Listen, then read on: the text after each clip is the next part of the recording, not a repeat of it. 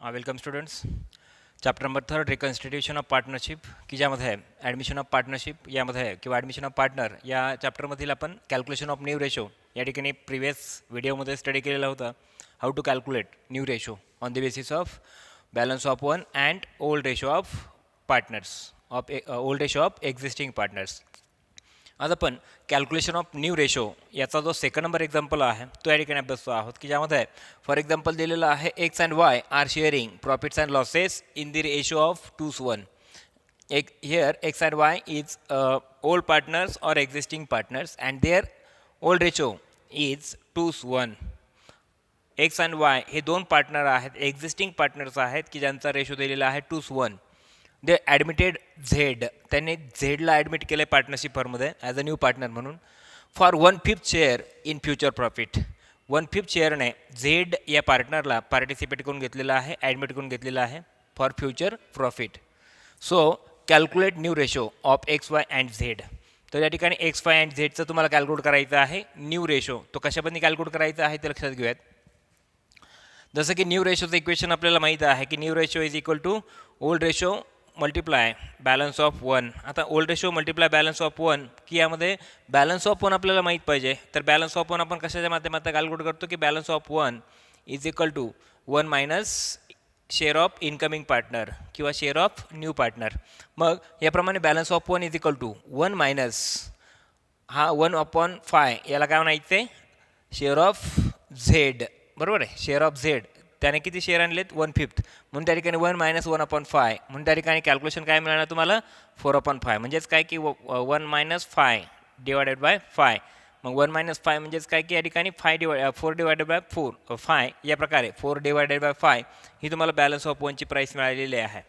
तर या माध्यमातून तुम्हाला न्यू रेशो कॅल्क्युलेट करायचं आहे की न्यू रेशोचं इक्वेशन काय आहे की ओल्ड रेशो, ठीक आहे, ओल्ड रेशो मल्टिप्लाय त्या ठिकाणी बॅलन्स ऑफ 1, बॅलन्स ऑफ 1. आता ओल्ड रेशो दिलेला आहे तुम्हाला. ओल्ड रेशो कसा कॅल्क्युलेट केला आहे, ओल्ड रेशो काय दिलेला आहे तुम्हाला 2:1 दिलेला आहे. बरोबर आहे. मग 2:1 जो ओल्ड रेशो दिलेला आहे त्याला तुम्हाला अपूर्णांकात कन्वर्ट करायचं आहे.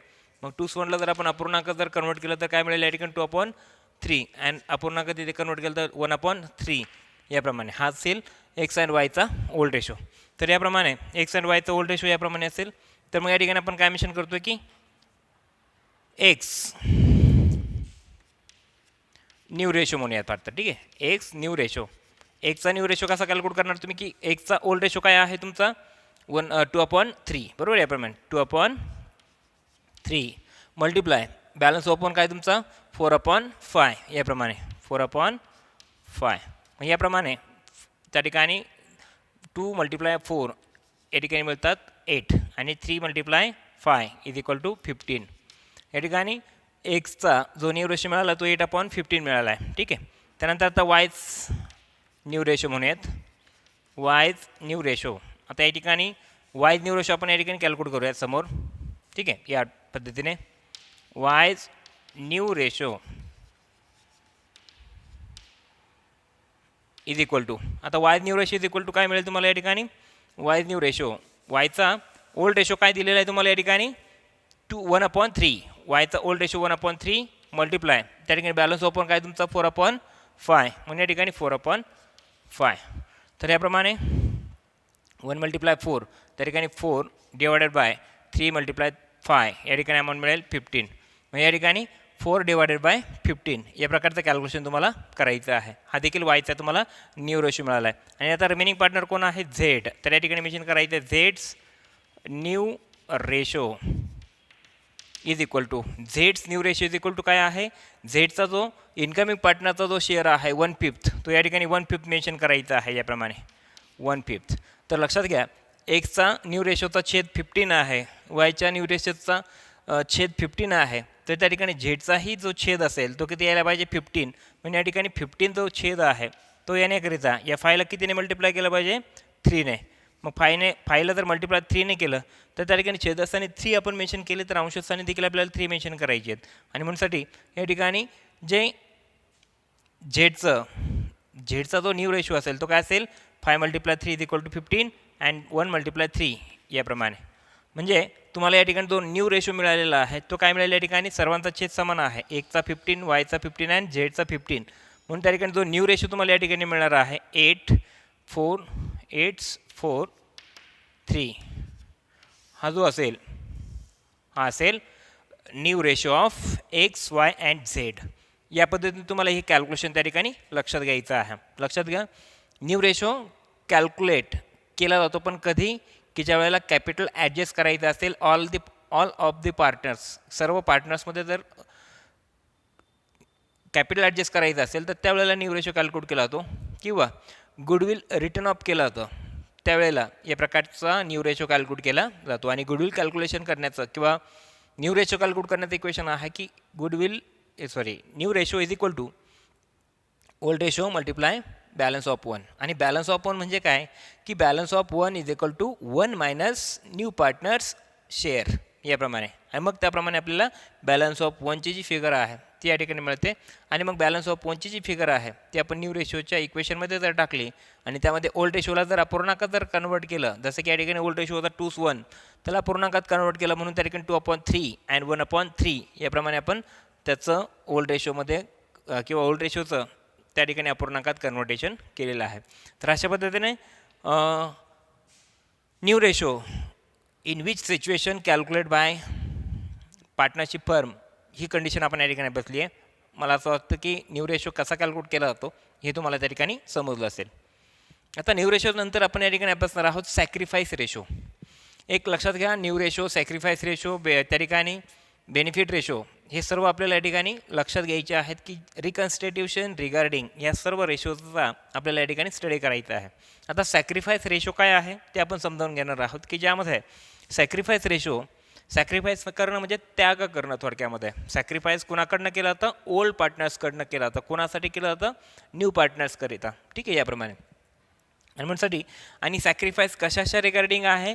शेअर ऑफ प्रॉफिट, जो शेअर आहे जो नफ्याचा हिस्सा आहे त्यामध्ये ओल्ड पार्टनर्सकडनं न्यू पार्टनर्सकरिता सॅक्रिफाईस केलं जात असतं. आणि म्हणून या ठिकाणी सॅक्रिफाईस रेशोचा जर आपण मिनिंग बघितलं तर याप्रमाणे when new partner is admitted, ज्यावेळेला न्यू पार्टनर ॲडमिट होतो पार्टनरशिप फर्ममध्ये, when new partner is admitted old partners have to sacrifice their share of profit. त्या ठिकाणी ओल्ड पार्टनर्स त्यांचा जो प्रॉफिट शेअर आहे तो त्या ठिकाणी काय करतात? शेअर करतात. Sacrifice their share of profit to give the share of profit to new partner.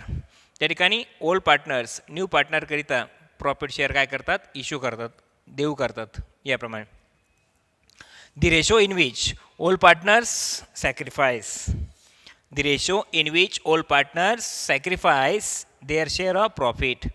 Old पार्टनर्सकडनं त्यांचा जो शेअर ऑफ प्रॉफिट आहे त्याचं काय केलं जातं? त्या ठिकाणी सॅक्रिफाईस त्या ठिकाणी केला जातं. दी रेशो इन विच, असा रेशो की ज्या माध्यमातनं, the ratio in which, sacrifice ratio म्हणजे काय की the ratio in which old partners sacrifice their share of profit is called sacrifice ratio.